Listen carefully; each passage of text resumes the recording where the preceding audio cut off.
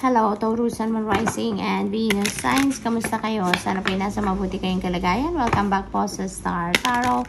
Kung bago kayo dito, welcome din kayo. Thank you sa inyong support. I truly appreciate it.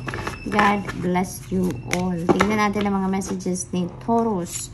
Paano mensahe po ninyo? Full energy. This is such a beautiful energy dahil si full energy po ay new beginning. This is fresh start. So, ibig sabihin, may changes, may pagbabago magaganap sa buhay ninyo around this time. Maari din na yung change na to is something na gusto ninyong gawin, gusto ninyong mangyari before. Pero maaaring natatakot kayo, nagpo-procrastinate kayo. Pero ngayon, handa na kayo mag-take ng leap of faith. You are ready to take risk. You are ready to embark on that adventure in your life. So, good luck sa inyo, Taurus, dahil kung ano man ito, no? For sure, this is what you need to do right now, no? Kasi, parang this is about expansion, this is about growth, this is about you growing, di ba?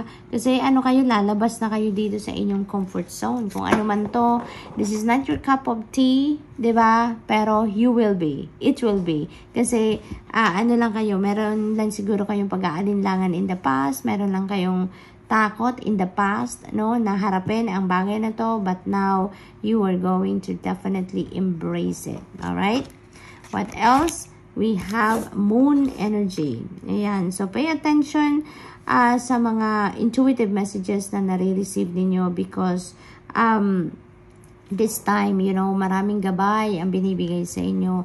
This time, maraming mga sitwasyon ang kailangan ninyong harapin siguro sa ngayon, but you have nothing to worry about because you are divinely guided. At saka maraming intuitive messages ang makukuha ninyo dito.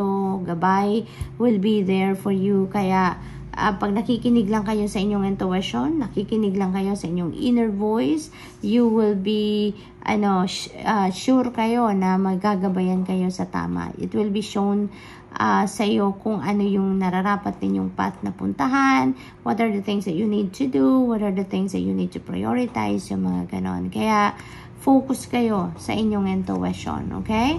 Para hindi kayo magkamali. We have Cracker. Ayan. So, napaka-exciting ng panahon na ito for you, Taurus. Napakaganda because you will be surrounded with positive energy.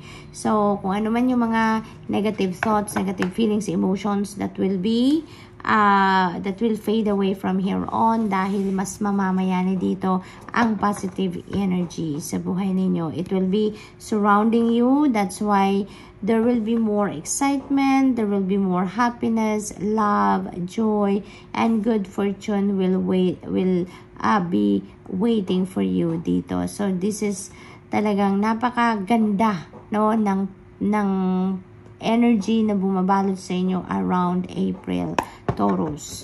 So, what else? Swerte, saya, nandyan na. So, good luck to that. We have Epidote, go deeper.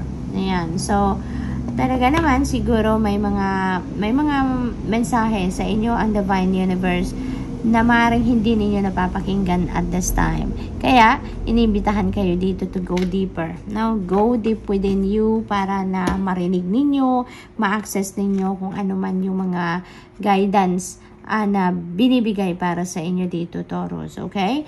Because maybe talagang busy na kayo, maaaring you are always preoccupied na sa ngayon. Kaya naman, hindi na ninyo siguro namamalayan, hindi ninyo napipick up, no, yung mga mensahe para sa inyo, intuitive messages para sa inyo. That's why you're being asked here to go deep within you. Okay? Go deep within you. Tune into your intuition, tune into your soul, tune into your higher self, nang sa gayon, pick up ninyo kung ano yung mga bagay na kailangan ninyong ma-pick up sa ngayon because that is going to be showing you the right way na dapat ninyong tahakin around this time. Lapis Lazuli, make a decision. Ayan. So, there is an important decision making na kinakaharap ninyo pero siguro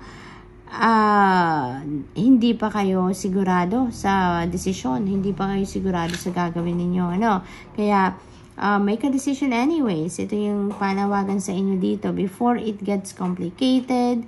Diba, minsan kung meron tayong kailangang pagdesisyonan, tapos isip tayo ng isip, naghihintay pa tayo ng kung ano-ano pa, pinapatagal pa natin, sometimes it gets even more complicated. Kaya make a decision anyways, Taurus.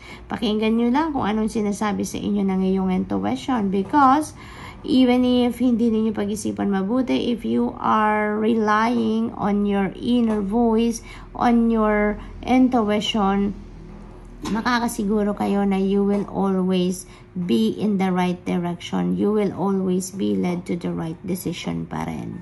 So, what else? We have adventuring, create your own luck. Ayan. Para magawa ninyo yan, kailangan ninyo natanggalin ng mga negativity. Kailangan ninyong unahin, nalinisin, declutter ninyo yung inyong isip, ng inyong puso, because, diba, kadalasan, nagsiself-sabotage tayo through negative thinking, diba? Kasi kung anong naiisip din natin, yun ang nararamdaman natin. Kaya ngayon,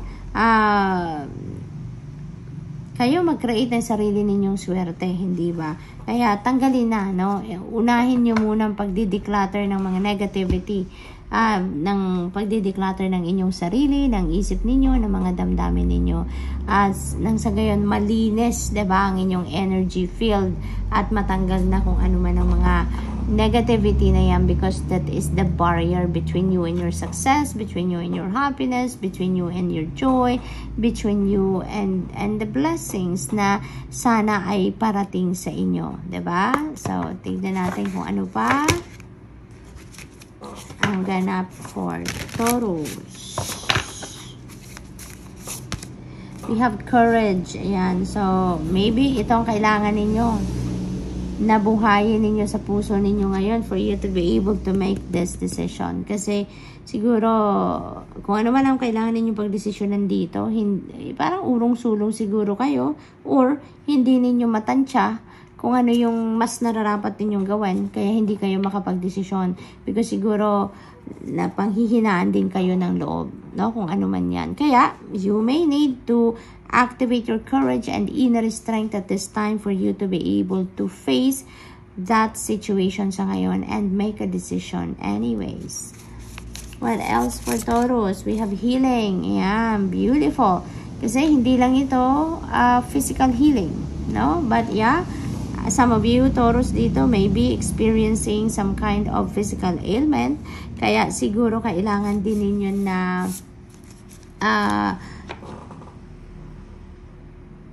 magpagamot, or ang iba siguro sa inyo dito nagpapagamot na, and with this healing energy, posible na na kayo ngayon, magsisimula na kayong makaramdam ng paggaling, magsisimula na kayong makaramdam ng pag-heal, diba? Pagbalik ng inyong physical strength, pagbalik ng inyong vitality. So maybe ito na, parating na.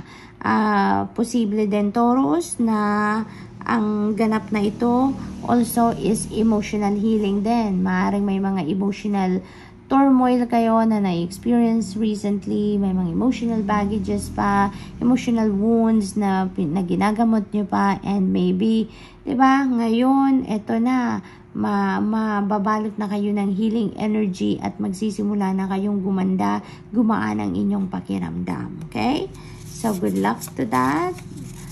We have trust. Ayan, so napakahalagang reminder ito para sa inyo. Ano't ano man ang pangyayari sa buhay ninyo, huwag kayong mawawala ng tiwala sa inyong kakayanan, sa inyong sarili, sa inyong talents, skills, and gifts, and higit sa lahat, magtiwala kayo sa Panginoon at magtiwala kayo sa divine plan. Kasi kahit ano man ang mga ganap sa buhay natin, sa ngayon, that is part of the divine plan. That is part of your soul's journey. Kaya magtiwala lang kayo that even if you are experiencing a not so good experience at this time, that is being, you are being prepared for a better situation, for a way better situation. And diba, kapag lagi lang naman maganda ang nararanasan natin, lagi lang maganda ang sitwasyon natin, mas hindi natin na-appreciate pa ang mas maraming bagay na mas maganda pa, hindi ba? Kaya sometimes we need to experience failure for you to be able to appreciate success, 'di ba? Ganon din 'yon. Minsan kailangan nating madapa muna para matuto tayo, para mas ma-appreciate natin ang mas magaganda pang pangyayaring parating sa buhay natin. Kaya magtiwala ka lang. Okay? Magtiwala ka lang. So, good luck, Taurus, and that's all I have for you for the month. Thank you for watching. Love and light. Namaste.